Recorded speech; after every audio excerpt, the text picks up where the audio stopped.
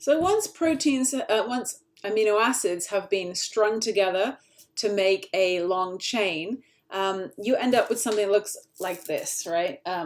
Like my little thing here, okay?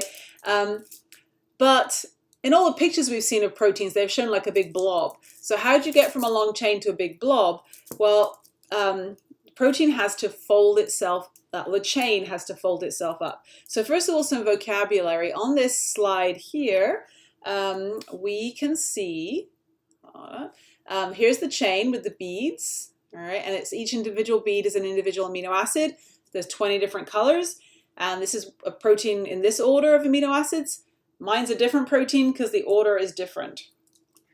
And you can see here, zooming in, they're showing you the dark green is phenylalanine, this is leucine, this is serine, this is cysteine. So, this is an example of how the chain is structured. But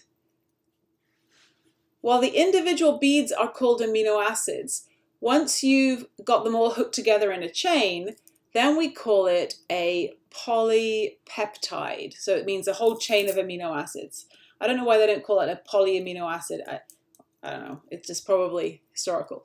But this would be called a polypeptide, and it doesn't officially get called a protein until it's folded up into its final three-dimensional shape, whatever it might be. And that's why in this diagram, this is what we call the protein, because you can see the chain is kind of tangled up together.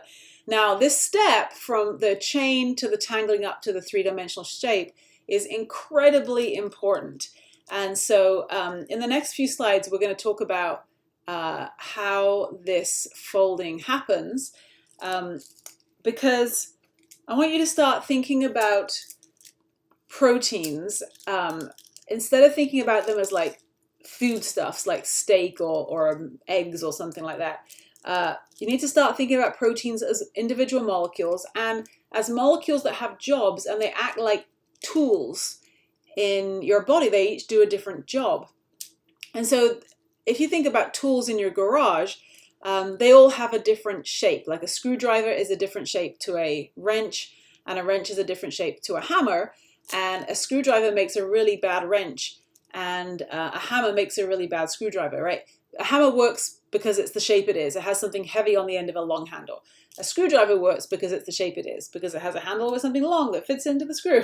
So for tools to work correctly, they have to have the correct three-dimensional shape.